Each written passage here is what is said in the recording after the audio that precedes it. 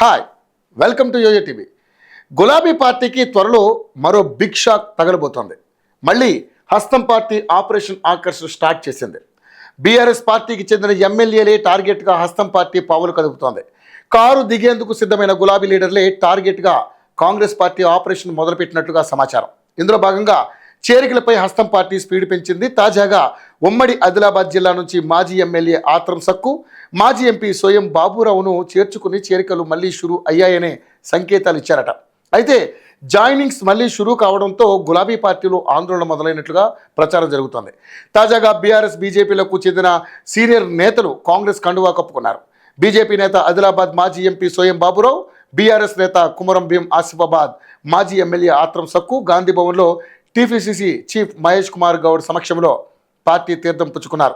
త్వరలో బీజేపీ జాతీయ అధ్యక్షుడు జేపీ నడ్డా తెలంగాణ పర్యటన నేపథ్యంలో ఈ వ్యవహారం హాట్ టాపిక్గా మారింది. అయితే రెండు పార్టీల నేతల చేరిక తర్వాత టీపీసీసీ చీఫ్ చేసిన కామెంట్లు సంచలనంగా మారాయి.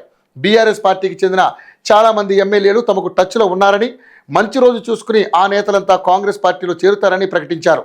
ప్రస్తుతం కొంతమంది బీఆర్ఎస్ నేతలు తమతో టచ్లో ఉన్నారని పీసీసీ చీఫ్ మహేష్ కుమార్ గౌడ్ అన్నారు. వారంతా శుభముహూర్తం చూసుకుని కండువా మార్చేస్తారని చెప్పుకొచ్చారు. నిన్న ఆదిలాబాద్కు చెందిన బీఆర్ఎస్ మాజీ ఎమ్మెల్యే ఆత్రం సక్కు, బీజేపీ మాజీ ఎంపీ సోయం బాబురావు కాంగ్రెస్లో చేరిపోయారు.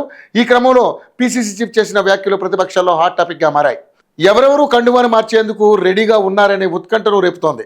పార్టీకి ఎవరు దూరంగా ఉంటున్నారు, ఎవరు సంతృప్తిగా ఉంటున్నారు అనే చర్చ మొదలైంది. ఇప్పుడు రాష్ట్ర వ్యాప్తంగా ఏడాది పాలనపై కాంగ్రెస్ పార్టీ విజయోత్సవాలు నిర్వహిస్తోంది. 6 గ్యారెంటీలతో పాటు ఏడాది పాలనను ప్రజలకు వివరిస్తోంది. గత పాలనకు కాంగ్రెస్ పాలనకు తేడాను ప్రజలకు చెబుతోంది. స్థానిక సంస్థల ఎన్నికలే టార్గెట్గా ప్రజాపాలన ఉత్సవాలు నిర్వహిస్తున్నట్లుగా తెలుస్తోంది. లోకల్ బాడీ ఎన్నికల్లో సత్తా చాటాలంటే ప్రచారం కూడా అవసరమని పార్టీ పెద్దలు భావిస్తున్నారట.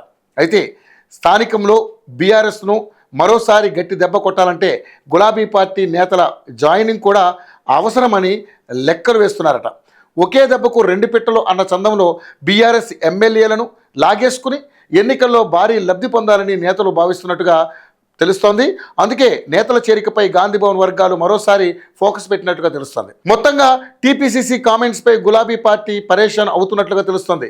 పార్టీ మారే ఎమ్మెల్యేలు ఎవరని గులాబీ లీడర్లు ఆరా తీస్తున్నారట. ముఖ్యంగా గ్రేటర్ హైదరాబాద్ పరిధిలో నేతలు జంప్ అవుతున్నారని ప్రచారం జరుగుతోంది. దాంతో వారిని బుజ్జగించే ప్రయత్నాలు మొదలుపెట్టినట్లుగా సమాచారం. అయితే పార్టీ మారాలని అనుకుంటున్న నేతలందరూ భూమాఫియా కేసులో భయం, వివిధ కారణాలతోనే జంప్ అవుతున్నట్లుగా తెలుస్తోంది. ఒకవేళ ఈ ఎమ్మెల్యేలకు పార్టీ పెద్దలు బుజ్జగించినా ముందు ఓకే అనేసి ఆ తర్వాత తమ పని కానిచ్చేద్దాం అనే ధోరణిలో ఉన్నట్లుగా సమాచారం. మొత్తంగా టీపీసీసీ కామెంట్స్తో బీఆర్ఎస్ పార్టీకి మరో దెబ్బ తప్పేలా లేదు.